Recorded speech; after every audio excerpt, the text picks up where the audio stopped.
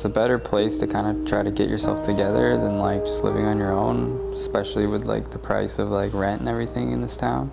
So I mean, the subsidized rent and like the support that you get here really helps you like kind of move forward, I guess. If I was trying to explain the Rites of Passage program to a young person, I would be saying to them that, you know, you've been in crisis and you've lost your housing and you've come to us, to our emergency shelter, to get some immediate support around that crisis. But once that crisis has settled, you still may feel like you need a lot of supports, that you're not quite ready to go out on your own.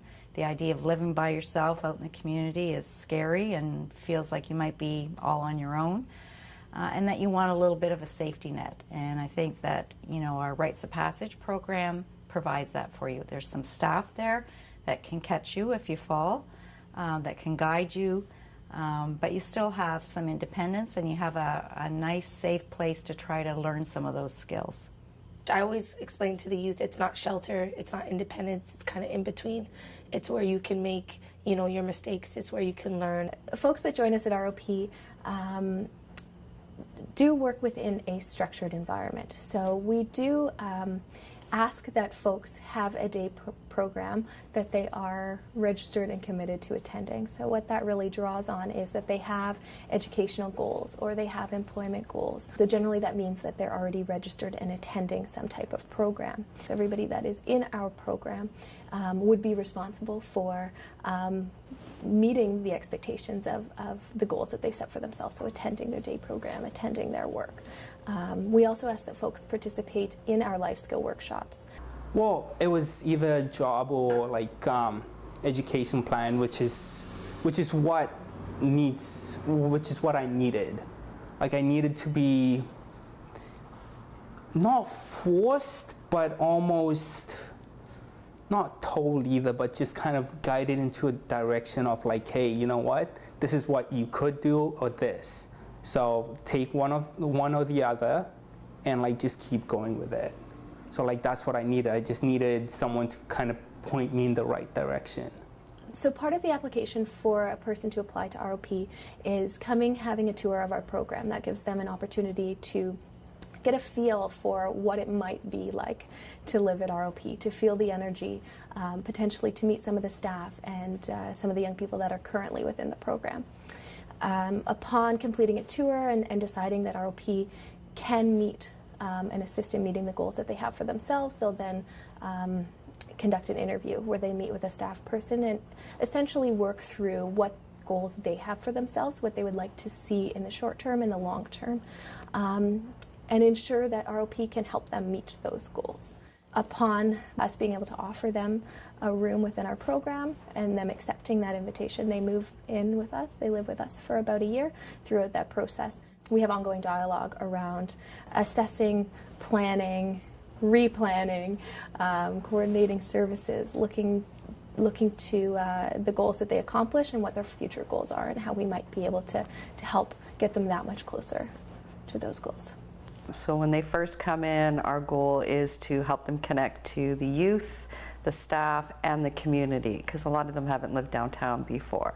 So we'll take them out and show them where the medical clinics are, where the schools are, where legal supports are available, where good grocery shopping for cheap food that's healthy.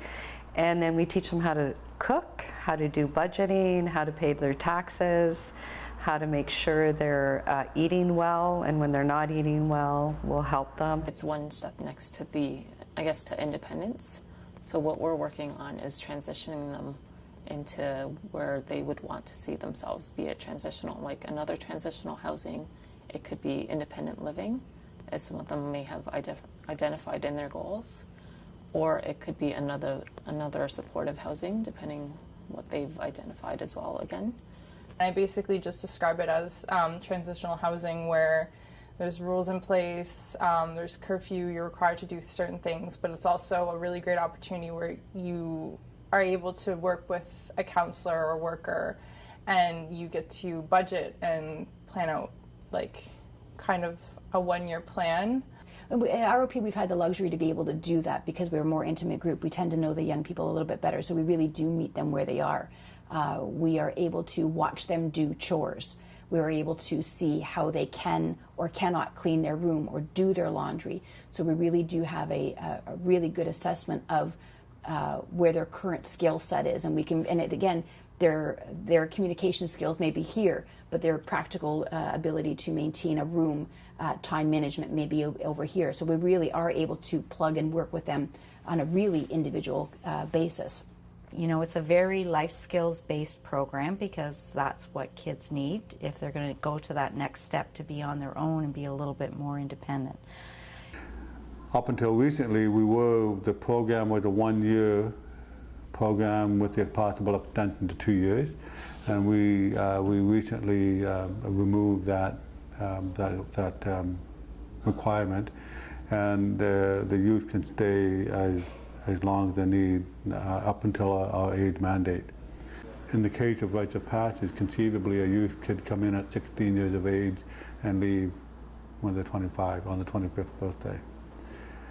While they're in ROP, we spend a lot of time trying to make sure that we have made also a transition in our thinking around really supporting the youth to get their education.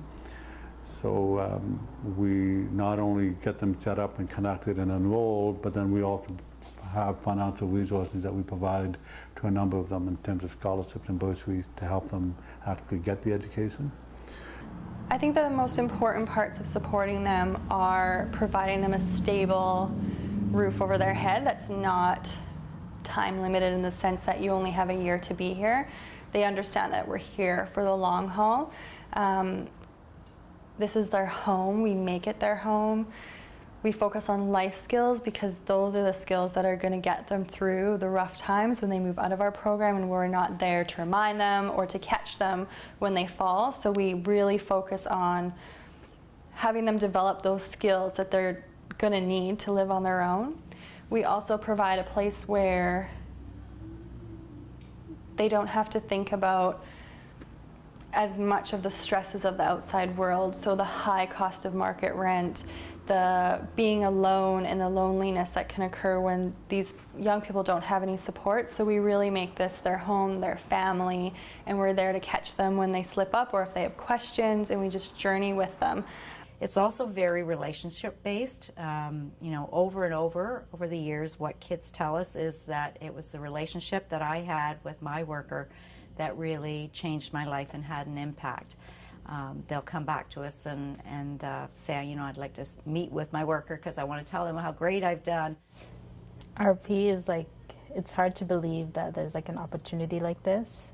Even though it's just only a year, you can stay here, but throughout that year you get to learn so much like skills and experience of actually how to live on your own. So the staff here are wonderful with that.